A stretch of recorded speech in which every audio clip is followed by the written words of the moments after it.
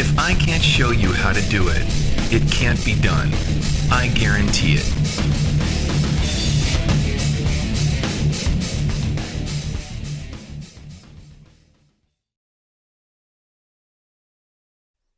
Hey guys, Ken Tamplin here, and we're back with Ken Tamplin Vocal Academy here at Costa Mesa Studios, and we're getting ready to choose off James Hetfield and Metallica. You know the song? It's called SANDMAN. It goes like this.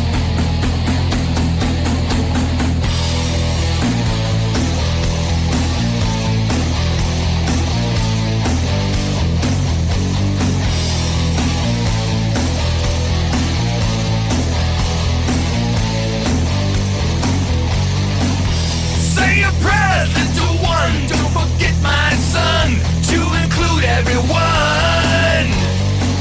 I tuck you in, warm within, keep you free from sin, till the Sandman he comes.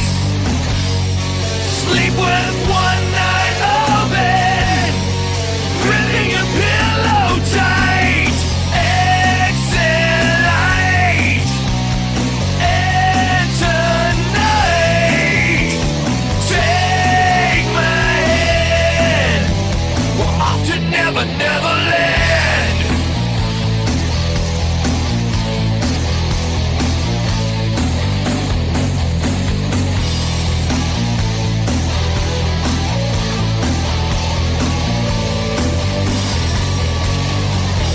Something's wrong, shut the light. Heavy thoughts tonight, and the autumn snow white.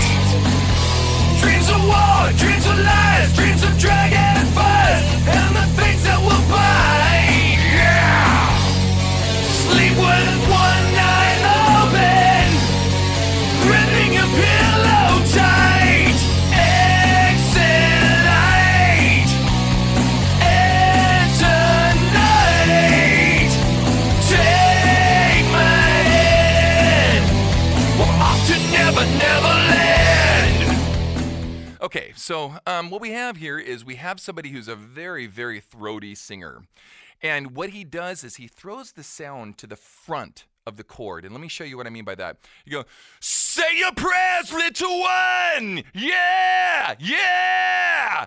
And what he does is he forces the sound really bright to the front of the chord. Now, if you're going to do this sound, make sure that you're compressing your air and you're not letting too much air pass across the chord. So I'm actually holding my breath when I do it. Say your prayers, little one, don't forget my son, to include everyone.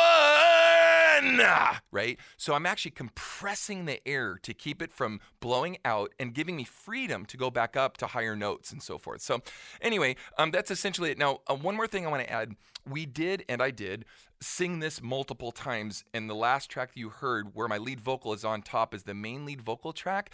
But to get this sound, of what most modern singers do, modern rock singers do now, is they'll sing the track, the lead vocal track, like 4, 5, 6, 7, 8 times. Now, I happen to know Mike Tachi personally, who actually recorded this album. I know he wasn't the producer, but he was actually the engineer on the album. And he's an old friend of mine. And they recorded this, I think, it has 8 tracks of lead vocals, and then the lead vocals sitting on top. So I don't want you to think that it's like Superman, where all of a sudden this guy has this giant vocal and there's no way you could ever reproduce the sound, because it's actually a bunch of vocals underneath of the same thing in unison with the lead vocal on top to thicken it up. So I wanted to bring that up because I didn't want to discourage you to think that your voice will never be that big.